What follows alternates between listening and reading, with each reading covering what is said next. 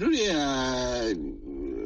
rwandiko twabonye ibikubiyemo mu by'ukuri ni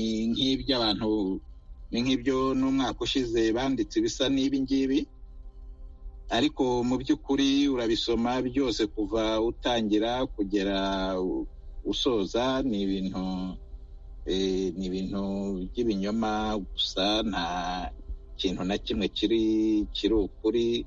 Mu by'ukuri birababaje kumva umuntu avuga ko yarokotse jenoside yakorewe abatutsi ariko akaba yarengaho akandika ibintu nk'ibi ngibi bigayitse bidafite ikintu na kimwe bishingiyeho, kuvuga yuko mu Rwanda rw'uyu munsi, mu Rwanda tumazemo imyaka 26, umuntu agatinyuka hejuru y'ibyakorewe abarokotse jenoside akavuga yuko uyu munsi bugarijwe n'itotezwa, hari itotezwa ribabangamiye, ko bicwa n'ibindi biteye isoni.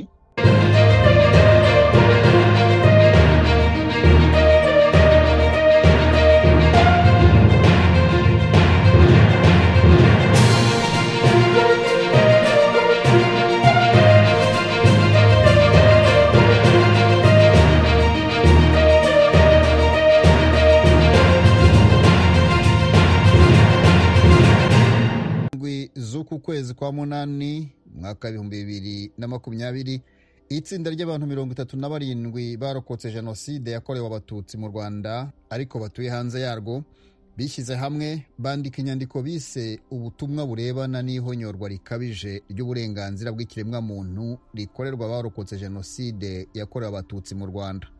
Bavuze ko ubwo butumwa bugenewe umuryango mpuzamahanga, abaharanira uburenganzira bwa muntu n'abanyamakuru. Si ubwa mbere ubutumwa busa nk'ubu bwandikwa, kuko n'umwaka ushize irindi tsinda ryiganjemo abari muri iri ryanditse ubutumwa busa nkabwo.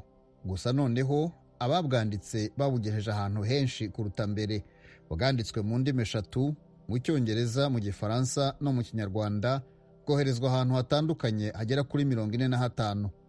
Aho harimo kuri Papa, ku mwamikazi w'Ubwongereza, kuri Perezida wa Leta Zunze Ubumwe za Amerika n'abandi bakuru b'ibihugu byinshi na za guverinoma batandukanye. Bwoherejwe kandi ku miryango iharanira uburenganzira bwa muntu n'ibitangazamakuru bitandukanye. Mu binyamakuru byahawe kopi Ijwi ry'Amerika ryarimo. Ibyo rero byatumye dushaka kumenya aba bantu abari bo mu by'ukuri, impamvu bandikiye bari abantu bose, n'icyo babasaba, impamvu bahitamo gukoresha ubu buryo mu kugaragaza ibitekerezo byabo, niba sari abacitse ku icumu rya jenoside baharanira uburenganzira bwa bagenzi babo, kuki batabinyuza mu nzego zibahagarariye zemewe n'amategeko mu Rwanda. Ese inzandiko nk'izi hari icyo zahindura ku bibazo bagaragaza niba koko bihari?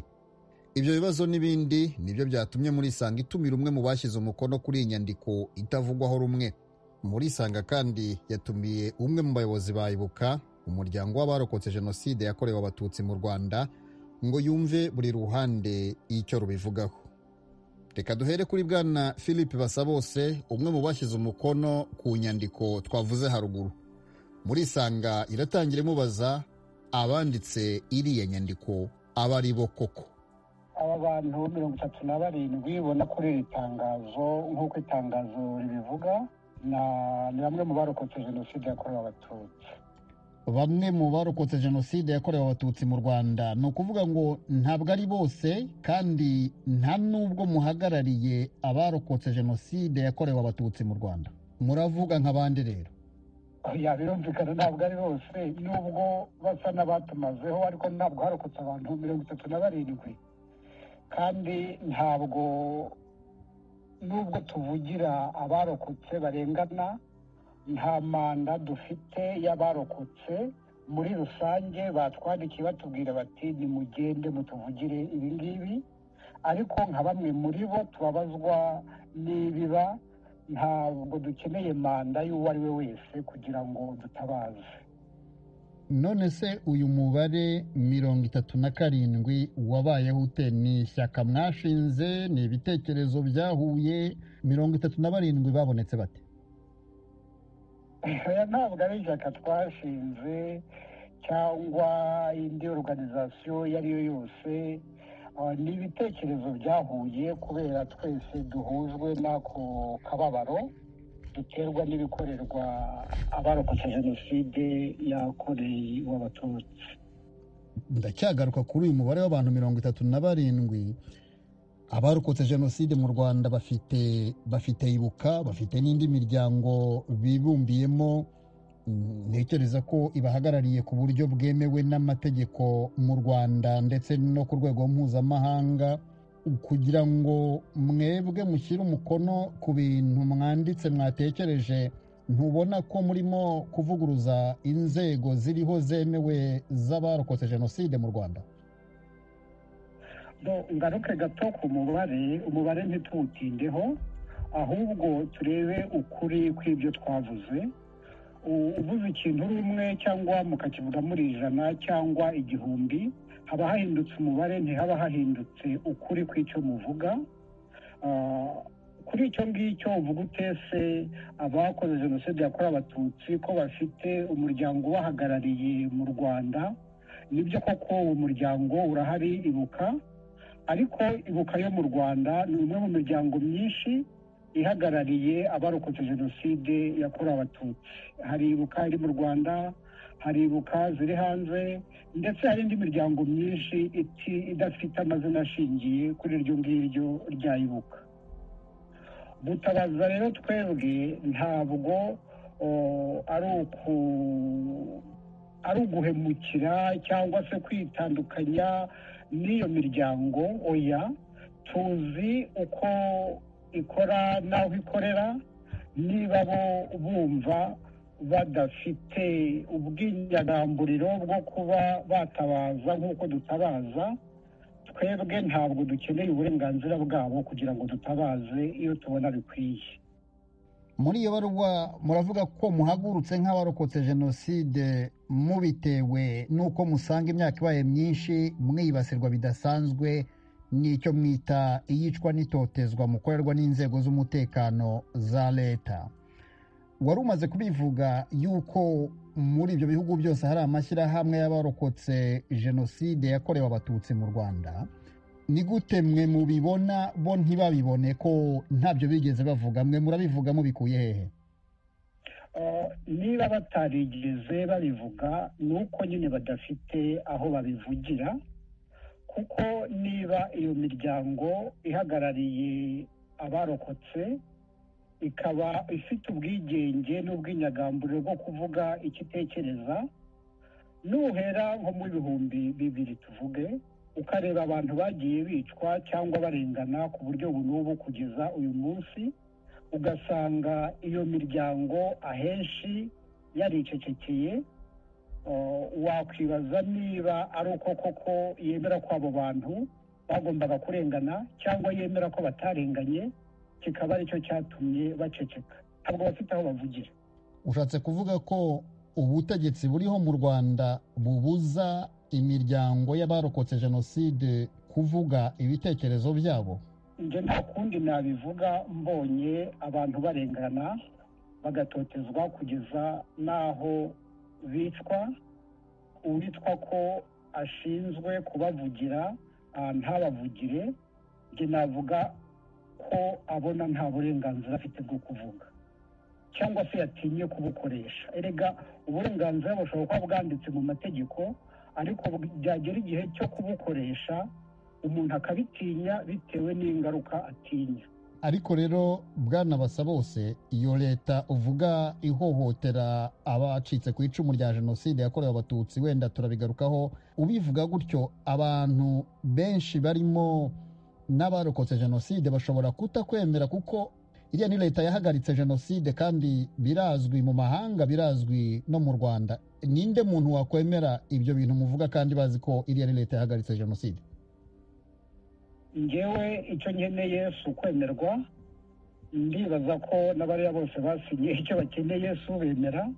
Icyo bakeneye ni ukugaragaza akarengane babona, bifuza ko kavaho, kahagarikwa.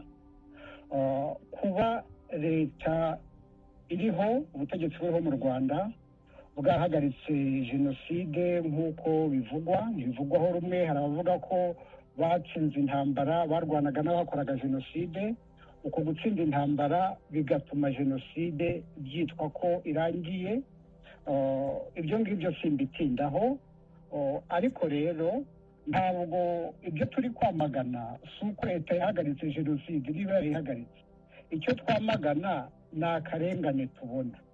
Ntabwo icyo wakoze gifite agaciro uko cyaba kingana kose, cyaba iteme ryo kugira ngo ukore ibindi bibi.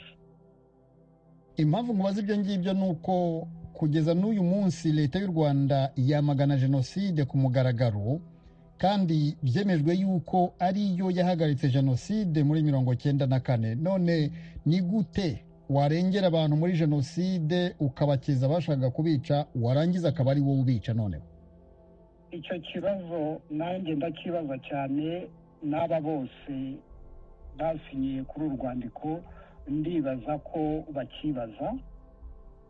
Nanjye ntabwo numva ukuntu urwana ukarokora umuntu, kuko ari ibintu udashobora guhakana bizwi bigaragara. Niba abantu bavuga bati twarokorewe kuri St Paul i Kigali, turokowe n'abasirikare ba FPR, ibyo bintu byarabaye mu mateka, ntushobora kubihakana. none se ariko rero ntabwo bitubuza gusubiza amateka inyuma ngo turebe tuti ese ibi ngibi bikorwa kuki bikorwa ntibikurikiranwe. kandi si uyu munsi bibaye, bimaze imyaka 20 n'ingahe nk'uko tubivuga. Nushaka tujye mu myaka tuvuga amazina make twagiye. Asiyeri Kabera yishwe mu 2000. Uwitwa Liyetona Pina Kabenga nawe ni hafi muri iyo myaka, muri 2003. Liyetona Munyemana yakurikiyeho mu 2007 ahari. Ujye kuri Rwigara Asina Paul yishwe muri 2015. Rugobokamba Venuste umwaka wakurikiyeho 2016. Uwitwa Iribagiza Christine 2017.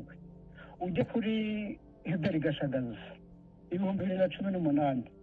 Ejo bundi ujye kuri Kizito Mihigo. Ibyo byose si ibintu bibaye uyu munsi, si n'ubwa mbere dutatse. Twagerageje gutakira leta biranga, twabikoze ku buryo bwinshi. Abaresikape nta gihe batasabye leta kubungabunga umutekano w'abarokotse, bitiriwe bijya n'ahagaragara, nta cyakozwe. Hari igihe leta yandikiwe ku buryo bugaragara, nta cyakozwe. Ahangaha tugeze ko gutakambira isi ntabwo hari hakenewe. Iyo leta itwumva igakurikirana ikibazo. Urwo rutonde rw'abantu umaze kumpa, ariko inzego z'ubutegetsi zo mu Rwanda zifite uko zisobanura impfu zabo. Bamwe zikavuga ko ari impanuka yabaye igahitana ubuzima bwabo, abandi zikavuga ko biyahuye, ndetse abandi hakaba hariho n'amaperereza akinakomeza ku buryo bapfuye. Ntubona ko gutobora ukemeza ko abo bantu bishwe na leta ku buryo budasubirwaho ukabivuga nta gihamya ugaragaza, byaba ari imvugo ishingiye ku gukeka ishobora kuyobya abantu? Gihamya ibihari ntabwo ari ugukeka, kubera hari abantu bamwe baguye mu maboko y'inzego z'umutekano. Hari abandi bapfuye cyangwa se bagiriwe ihutazwa rikavamo gupfa. Hari abantu babibona, babivuga, ingaruka zikaba gutotezwa. Urugero natanze ni umuryango wa Rwigara. Leta yavuze ko yaguye mu mpanuka, ariko be barabibonye. Babajije, igisubizo bahawe ni uko ntacyo bagombye kubaza kubera babwiye ibinyamakuru. Ibyababayeho mwarabibonye, baratotejwe, barafungwa, ibyabo biragurishwa cyangwa se birasenywa. ibyo byose byabaye isi ibibona. Kuvuga rero ngo leta ivuga ko nibyo koko irabivuga, ariko igihe ibivuga kandi rimwe na rimwe tubona ko ibifitemo uruhare cyangwa se nta perereza umuntu yashyira amakenga ryakozwe, ntibyatuza kuvuga ko leta idakora ibyo yagombye gukora. wavuze ko inzego z'abarokotse jenoside mu Rwanda zigira ubwoba bwo kuvuga ibyo bintu birimo kuba. Hari ubwo mwari mwaganira nazo ngo mubabaze muti ariko se ibi bintu ko birimo kuba bikabera mu Rwanda ntimubivuge kandi mushinzwe kuvugira abarokotse jenoside bite ko mucecetse?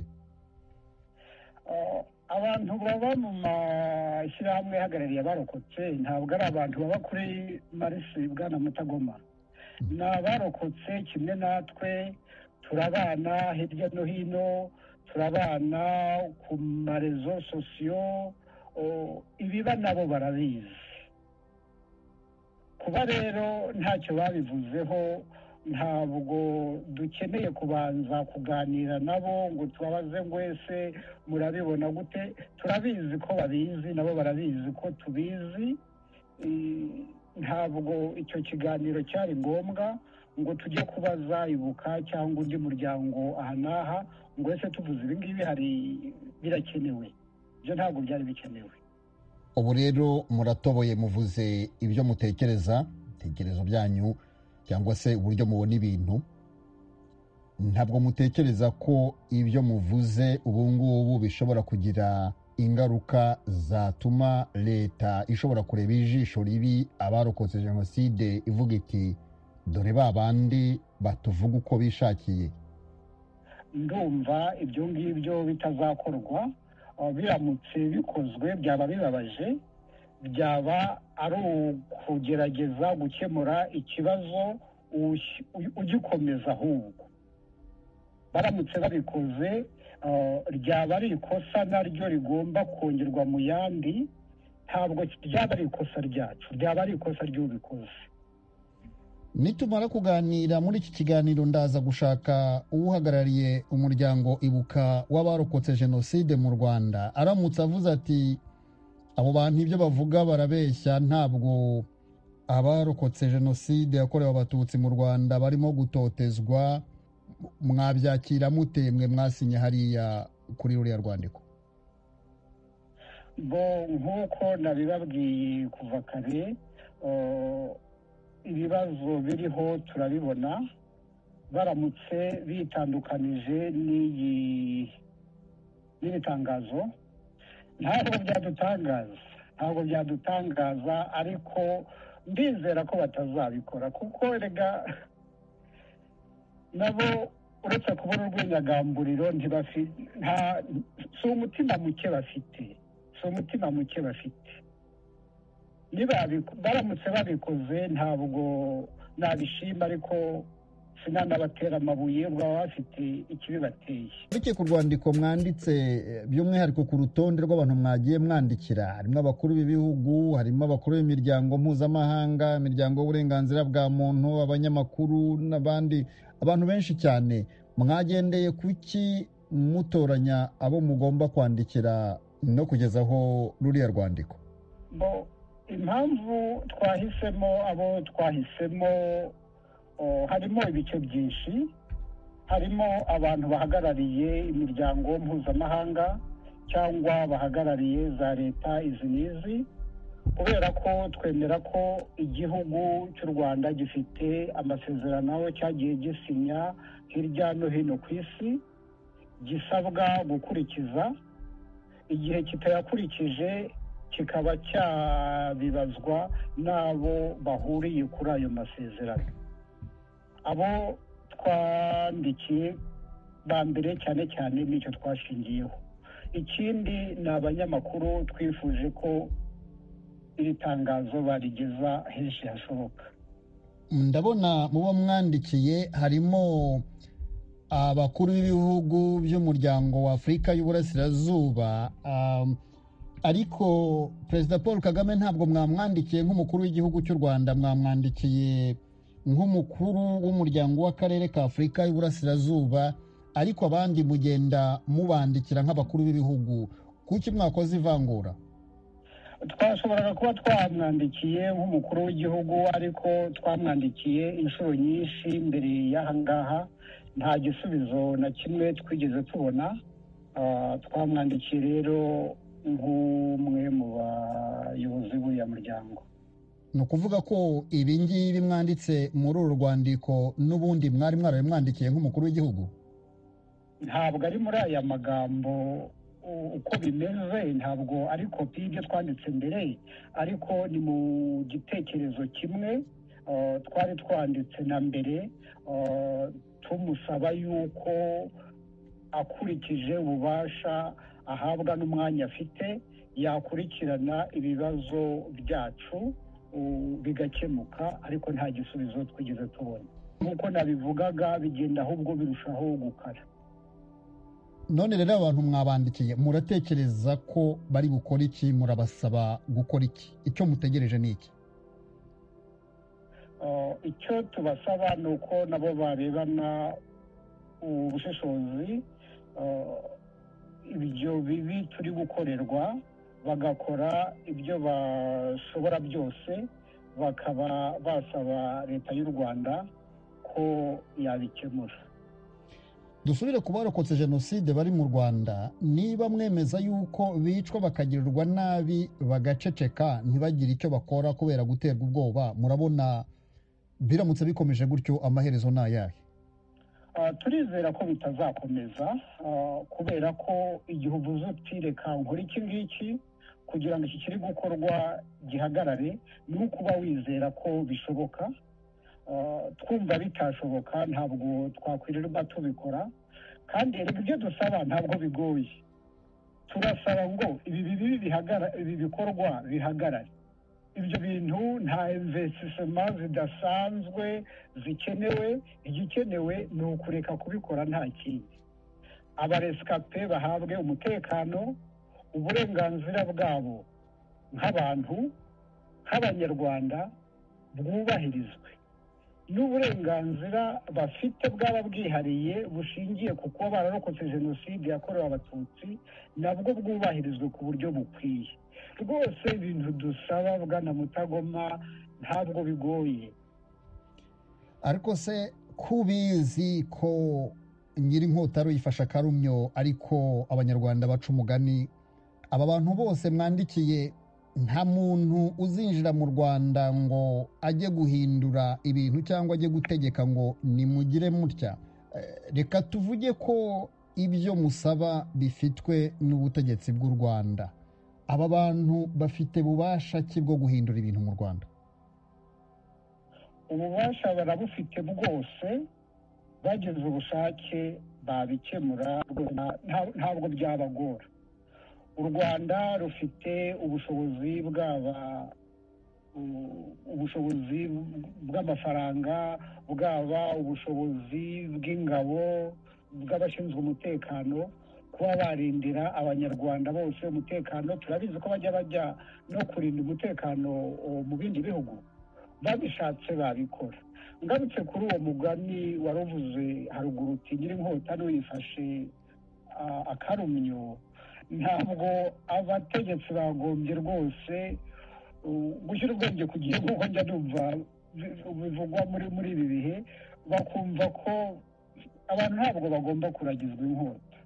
Si uko abantu bagomba kuragizwa inkota. Nyirinkota yifasha Akarumyo, ubutegetsi bwo mu Rwanda nibwo bufite ububasha bwo guhindura cyangwa kumva ubusabe bwanyu, kwandikira imiryango mpuzamahanga cyangwa abandi bakuru b'ibihugu batari ubutegetsi bwo mu Rwanda ntacyo bishobora gutanga. Niba hari ikigomba gukorwa, inshingano zifitwe n'ubutegetsi bwo mu Rwanda. Bwana Basabose, oya, twebwe twemera ububasha ibihugu bigira ku bindi n'imiryango mpuzamahanga igira ku bindi bihugu.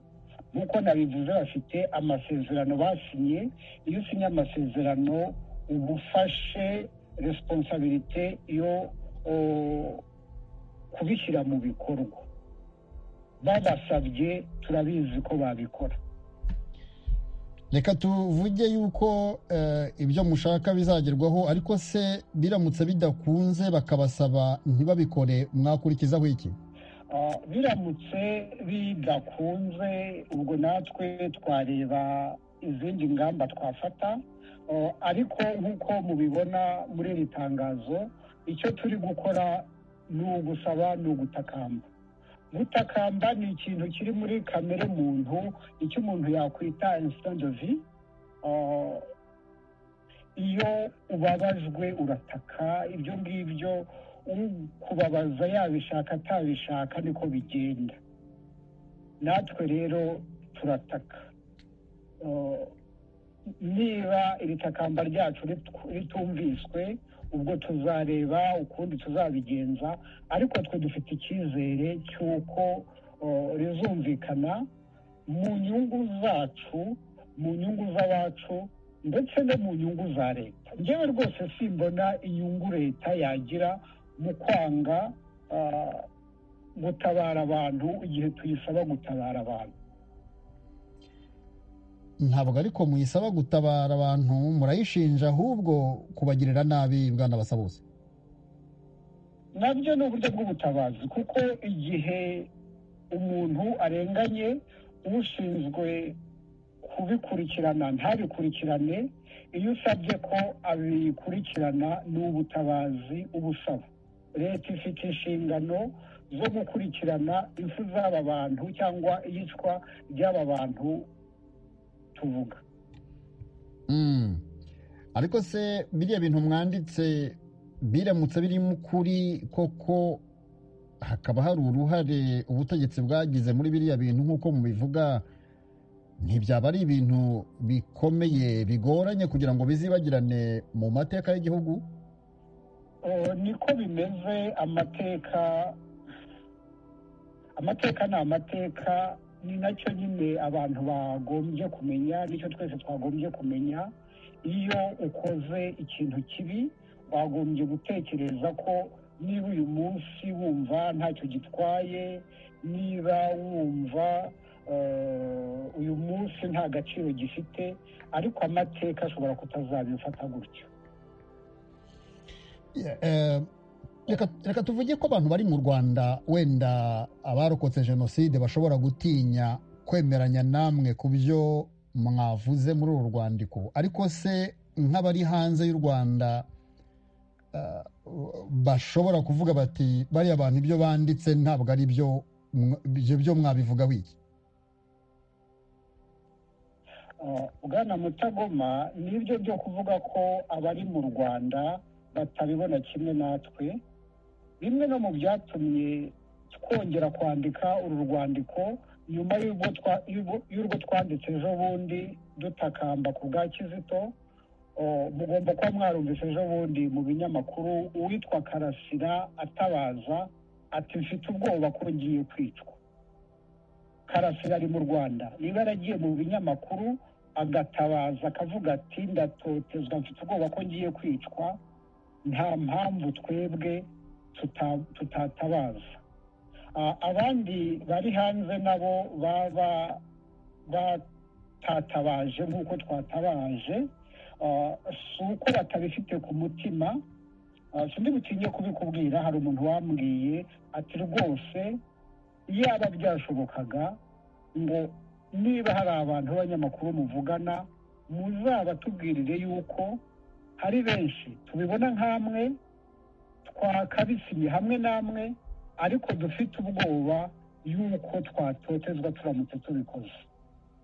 Abo bantu barahari. Ubu rero ni ukuvuga ko abitanze bari kuri uru rwandiko aba 37 mwahabeye rwaje, mwaravuze muti ikizashaka kizabe? Ntabwo ari uguhebera urwaje, kubera ko twumva ko umuntu atagombye kuzira ukuri avuze ku bibi biri kuba. Ntabwo ari uguhebera urwaje. Uwumva we afite ubwoba bwo kubikora ni uburenganzira bwe, turabyubaha rwose, ku giti cyanjye ndabyubaha, ariko nanone njyewe ntabwo byambuza kwamagana akarengane igihe mbona kagomba kwamaganwa. Ibyo ari byo byose ni nabyo dusaba leta y'u Rwanda. Turi mu bihugu bifite inshingano zo kurinda abaturage babyo, natwe turizera ko umutekano wacu urinzwe, nta kibazo dufite. Turagenda tugana ku musozo kandi tumaze kuvuga ibintu byinshi muri iki kiganiro. Hari icyo utekereza uvuga uti ntabwo nagenda ntakivuze, ntabwo nagenda ntatanze ubu butumwa? Ubutumwa naha abumva ijwi rya Amerika ni uko iri tangazo twasohoye nabo barigira iryabo. Abantu twese, ikiremwa muntu, uburenganzira dufite ku buzima bugomba kubahirizwa. Iyo uyu munsi umuntu arenganye ugaceceka, ejo ashobora kuba wowe. Niyo mpamvu rero iri jwi ritakamba dufite n'abandi bagombye kurishyigikira kandi bakaryumva, bakumva impamvu tubikora. Reka mbashimire kuvugana n'ijwi rya Amerika. Murakoze cyane kandi mugire umunsi mwiza. Nanjye ndabashimiye kandi mugire umunsi mwiza namwe. Nyuma yo kuvugana na Bwana Philip Basabose mu gihugu cya Canada, twagiye mu Rwanda kubaza Ibuka, umuryango w'abarokotse Jenoside yakorewe Abatutsi mu Rwanda. Muri Sanga iraganira na Bwana Ahishakiye Naphtal, umunyamabanga nyubahirizategeko w'uwo muryango. Turatangira tumubaza icyo umuryango Ibuka uvuga kuri iyo nyandiko yasohowe n'abariya bantu bavuga ko bacitse ku icumu rya Jenoside mu Rwanda bamerewe nabi. Ruriya rwandiko twarubonye, twabonye ibikubiyemo mu by'ukuri ni nk'ibyo n'umwaka ushize banditse bisa n'ibi ngibi, ariko mu by'ukuri urabisoma byose kuva utangira kugera usoza ni ibintu by'ibinyoma gusa, nta kintu na kimwe kiri ukuri. Mu by'ukuri birababaje kumva umuntu avuga ko yarokotse Jenoside yakorewe Abatutsi, ariko akaba yarengaho akandika ibintu nk'ibi ngibi bigayitse bidafite ikintu na kimwe bishingiyeho. Kuvuga yuko mu Rwanda rw'uyu munsi, mu Rwanda tumazemo imyaka 26, umuntu agatinyuka hejuru y'ibyakorewe abarokotse Jenoside akavuga yuko uyu munsi bugarijwe n'itotezwa, hari itotezwa ribabangamiye, ko bicwa n'ibindi biteye isoni. Usanga koko ari ibintu bidakwiriye, ni ibintu bidakwiriye. Abarokotse Jenoside muri iyi myaka 26 ishize, leta yakoze ibishoboka byose, irabubaka, irabafasha mu buryo buri busikolojike, mu buryo bw'umutekano, mu buryo bw'imibereho. Mu by'ukuri iyo urebye ibyo bakorewe mu rwego rwo guhumurizwa, ukareba ibyabo bakorewe mu rwego rw'imibereho, bacitse ku icumu barubakiwe hirya no hino mu gihugu aho batuye, basaga 30,000 barubakiwe, abasaga 100,000 barihiwe kwiga amashuri, bariga bararangiza, ibindi baravuzwa. Ibijyanye n'ubutabera, ibishoboka byose byarakozwe. Twabanye n'abantu batandukanye muri izi nkiko gacaca, tugira uruhare muri zo, ku buryo rwose tubona mu nzego zose z'ubuzima mu kugarurira uwarokotse Jenoside yakorewe Abatutsi icyizere, hakozwe ibintu bifatika ku buryo biteye isoni kuba umuntu yikora akabinnyega, akabipfobya, akabihakana. Ni ikintu kigayitse kugera ubwo abantu rimwe na rimwe banenga n'ibyashyizweho kugira ngo bibafashe. Urugero, abantu ugasanga barikoma ikigega, barikoma amakomisiyo amwe n'amwe yagiye ajyaho. Amakomisiyo yagiye ajyaho cyane cyane twavuga nka Komisiyo y'Igihugu yo kurwanya Jenoside, ikigega nka Farije, ni ibintu byagiye bijyaho byasabwe ahanini n'imiryango y'abarokotse Jenoside. n'imiryango y'abarokotse jenoside yakorewe abatutsi, abantu bakicara bakavuga bati mu rwego rwo gufasha neza abarokotse jenoside ni byiza ko habaho ikigega kibareberera, ikigega kibafasha mu bushishozi bwa leta, ikigega kikajyaho kigakora kikabafasha ibi byose twavugaga. Ni ibintu rero bigayitse kuba umuntu yatinyuka akareba hirya no hino biba byarakozwe binyuze muri icyo kigega. Ababyeyi b'incike bubakiwe, abana barihiwe n'abandi, yarangiza ati leta itoteza abarokotse jenoside. Ntabwo bishoboka yuko waba uri mu rugamba rwo gusana ubuzima bw'umuntu, waba uri mu rugamba rwo guteza imbere abantu, hanyuma ntabwo byabangikana no kubatoteza, kuko igihe wabatoteza ntabwo bagera aho tugeze uyu munsi. Ariko bo bavuga yuko mu by'ukuri nubwo muvuga gutyo mufite ubwoba bwo gutobora ngo muvuge uko ukuri kumeze, ariko bakavuga bati ibibazo biri mu Rwanda bo barabibona, ahubwo nta ruvugiro bafite. Bwana Ayishakiye Naftali, ni ikinyoma, ni ukubeshya. nta bwoba barokotse jenoside bafite. mu Rwanda turisanzura, ikibazo aho kigaragaye gishyirwa hanze, kikashyikirizwa inzego bireba. Imiryango y'abarokotse jenoside buri gihe, buri mwaka, buri munsi tuba dukurikirana imibereho y'abarokotse jenoside, duhereye ku nzego dufite ziva ku rwego rw'igihugu zikagera ku rwego rw'utugari n'imidugudu. Amakuru abantu baba bayafite.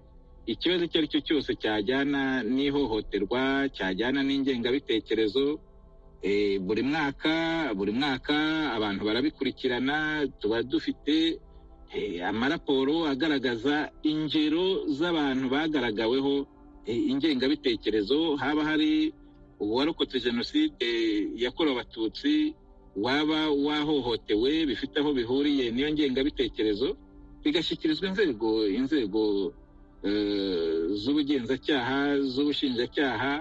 Kandi abo bantu umunsi ku wundi abagaragaweho n'ibimenyetso bifatika y'uko babigizemo uruhare barahanwa. Nta bwoba rero bwo kugaragaza icyo ari cyo cyose cyagaragara kibangamiye uwarokotse jenoside. Nta bwoba, nta mpungenge, nta n'urwego rwatubuza kubigaragaza, kuko inzego z'ubuyobozi icyo ziba zikeneye ni uko hari ibibazo hagaragazwa, hanyuma inzego zigashaka umuti. Ariko nta mbogamizi n'imwe na biriya bavuga. Imiryango y'abarokotse jenoside yakorewe abatutsi irisanzuye mu mikorere yayo, mu bintu bitandukanye, uko inzego zayo zijyaho, uko zikora. Nta muntu n'umwe, nta rwego na rumwe ruzibangamira. Usanga rwose ibi ngibi ntaho bihuriye n'ukuri nk'abantu turi mu gihugu umunsi ku wundi dukurikirana ubuzima n'imibereho by'abarokotse jenoside. navuganye n'umwe muri bo ampa urutonde rw'abantu yavuze ko bagiye bicwa mu bihe bitandukanye.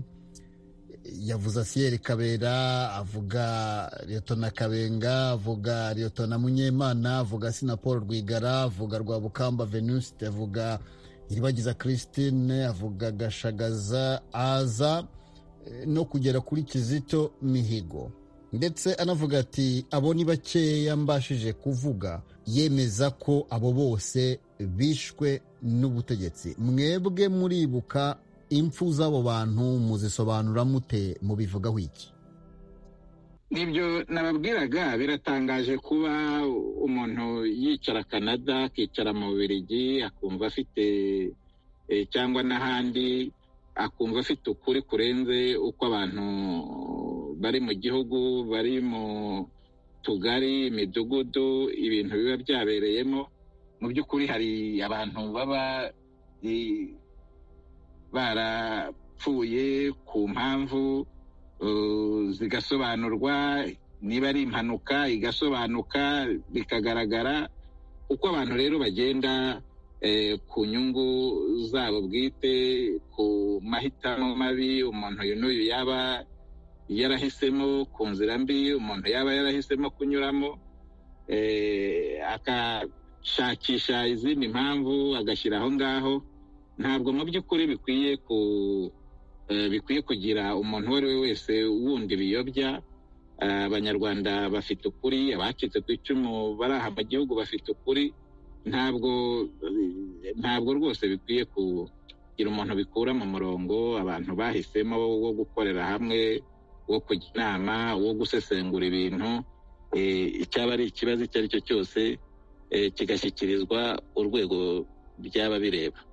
Niba mbyumvise neza, mwe muribuka muravuga muti ziriya ngero zose zatanzwe muri ruriya rwandiko ni izo kuyobya abantu, ntabwo ari byo?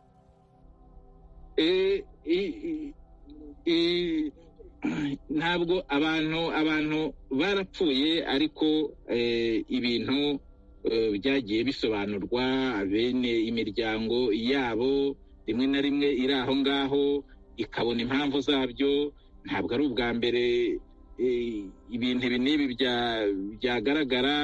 Umuntu wiyahura, akisida, urebye statisitike z'abantu bahitanwa na akisida, ariko ku mpamvu z'abantu bwite hagafatwa urugero runuru, bikitwa ibi bikitwa biriya, ku buryo rwose abantu bakwiye kuba bumva ibintu neza, bagashyira ukuri ahagaragara. Ukuri baragufite, ariko abantu ntibagende bahimba ibintu bitabaye ngo babikubitaho bagamije kuba bayobya abantu cyangwa basiga icyasha ubuyobozi.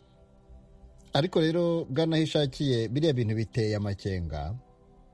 Abantu bangana kuriya kugira ngo bicare bafate icyemezo nka kiriya, bandike urwandiko bashyiremo biriya bintu, bandikire abanyacyubahiro bakomeye, abakuru b'ibihugu byo muri Afurika y'Uburasirazuba ndetse n'ibindi bihugu byo hirya no hino ku isi, harimo umwamikazi w'Ubwongereza, harimo perezida wa hano muri Leta Zunze Ubumwe za Amerika, imiryango itandukanye, itangazamakuru, abantu benshi ngira ngo wabibonye, bicare bandike ibintu nka biriya. Biragoye gutekereza ko umuntu ashobora kwicara agahangara kubeshya abantu bangana kuriya bo mu nzego z'icyubahiro. Wicara ubandikira ibintu nka biriya, uzi neza kurimo kubabeshya, byaba ari ubutekamutwe bwo mu rwego rwo hejuru. Ariko abantu mirongo itatu na bangahe ntaho bahuriye, ntabwo tugiye kujya mu mibare cyangwa iki, ntaho bahuriye n'abarokotse jenoside basaga ibihumbi 300 bari mu gihugu, batuye batekanye, bazi ko nta kibazo bafite. Umuntu akicara ikantarange akabaremera ibibazo, akabaremera umutekano muke batabona iruhande rwabo, akabaremera ibi na biriya bidafite shingiro na gatoya. Ntabwo rwose, ntabwo ari byo. Kandi biriya ibyo bakora ni intwaro ikoreshwa n'abantu bishingiye ku mahitamo bagize. Ibihugu, imiryango kubyandikira barabikora, ariko mu by'ukuri jenoside yakorewe abatutsi yabaye, isi yose ibizi ibirebera. Twe nk'abarokotse jenoside yakorewe abatutsi, uwaturokoye turamuzi, uko byagenze turakuzi. Uyu munsi ntabwo ibyo bihugu byose, iyo miryango, jenoside yakorewe abatutsi yabaye izwi, abantu barayireba ku mashene ya televiziyo, irabirarangira. Uyu munsi igihugu gihangana n'ingaruka yasigiye abayirokotse. Kugeza uyu munsi abarokotse jenoside bageze ahantu heza kandi bagejejwe na leta, ku buryo ntabwo rwose abantu bakwiye guteshwa umwanya cyangwa ngo bayobwe n'abantu 30 nubwo barenga bagize amahitamo ashingiye ku zindi nyungu zidafite aho zihuriye n'ibibazo n'ingaruka duhanganye nabyo bikomoka kuri jenoside. Umunyarwanda ati ababurana ari babiri, umwe aba yigiza nkana. Ibyo ari byo byose uko biri hagati ya Ibuka cyangwa bariya bantu harimo abavugisha ukuri. None ko banditse bakandikira bariya bantu kandi ko ari benshi, wavuze uti barahimba, mwe nka Ibuka mugiye kwandika namwe mwandikire bariya bantu muvuge muti bano bantu barimo barabeshya, ntabwo ariko bimeze? Ibyo wenda nko rwego nka Ibuka ruzafata umwanya rutekereze rurebe niba hari ishingiro bifite, ariko nyuma nibwo hazafatwa umwanzuro niba bakwandika. Ariko n'ubu ni ubutumwa tuba dutanze, n'andi maradiyo n'amateleviziyo aragenda asaba amakuru uko abantu babyumva, ariko bigaragaye ko hari icyo bisubiza abantu banditse, abantu nabyo byakorwa, nta mpungenge biduteye. Mukomeje kumva radiyo Ijwi ry'Amerika ivugira i Washington DC mu Kirundi no mu Kinyarwanda. Ikiganiro ni muri Isanga. Umutumirwa turi kumwe muri aka kanya ni Bwana Aishakiye Naphtal, umunyamabanga nyubahirizategeko w'umuryango Ibuka w'abarokotse jenoside yakorewe abatutsi mu Rwanda. Turavuga ku cyo uwo muryango abereye mu buyobozi, uvuga ku nyandiko abantu 37 baherutse gusohora ivuga ko abarokotse jenoside mu Rwanda bakomeje guhohoterwa. Reka dufate akaruhuko gato, turagaruka mu kanya. Dufate umwanya wenda tubabaze, muramutse mushatse gutanga ubutumwa haba ku barokotse jenoside cyangwa kuri bariya banditse bavuga ko barimo kubarengera, ubutumwa Ibuka ifite gutanga muri uyu mwanya n'ubu? Mu by'ukuri ubutumwa duha uwarokotse uwo ari we wese, yaba uri mu gihugu n'uri hanze, ni uko asubiza amaso inyuma akareba amateka y'iki gihugu, akareba aho twavuye, akareba aho tugeze. Umutimanama we ukamufasha, ukamugira inama, akagira ukuri, akagira ubutwari, akemera uru rugendo dukoze muri iyi myaka 26, akemerera uru rugendo dukoze akarubona. Ubwo ndabwira bake batarubona nkana cyangwa badashaka kuruvuga uko ruri nkana, ariko icyo dushima ni uko abenshi abacitse ku icumu rwose bashima uruhare leta y'ubumwe bw'abanyarwanda yagize mu kubasubiza ubuzima, uko yabomwe ibikomere muri iyi myaka ishize, n'ingamba zihari zo gukomeza kubashyigikira. N'undi wese rero akwiye kubibona gutyo, abantu ntibajye mu kwaha kw'abandi bantu, ntibayoboke inzira ibakura ku isoko y'ukuri, ikabaganisha ahantu hatari heza. Buriya abanyarwanda baravuga ngo umuryango utazirikana urazima, umuryango utazirikana utibuka urazima. Mu by'ukuri iyo urebye ahantu u Rwanda rwavuye, ukareba ahantu warokotse jenoside yavuye, mu by'ukuri uyu munsi kwifata ku gahanga akahakana ukuri azi, n'aba bandika ibingibi babaye aha mu gihugu, bamwe bararihiwe amashuri, bariga bararangiza, bahabwa imirimo barayikora, uko ibintu bitandukanye bakabaye batanga umusanzu wabo mu kubaka uru Rwanda, mu kurushyigikira muri gahunda rwiyemeje. Kubona rero umuntu atandukira nkana ni ibintu bibabaje, ni ibintu umutimanama wabo ukwiye kubagira inama, abantu bakagira ubuzima bakagira. Bwana Aishakiye Naphtal, umunyamabanga nyubahirizategeko w'umuryango Ibuka w'abarokotse jenoside yakorewe abatutsi mu Rwanda, ndagushimiye cyane kuri iki kiganiro uhaye Ijwi ry'Amerika. Murakoze namwe.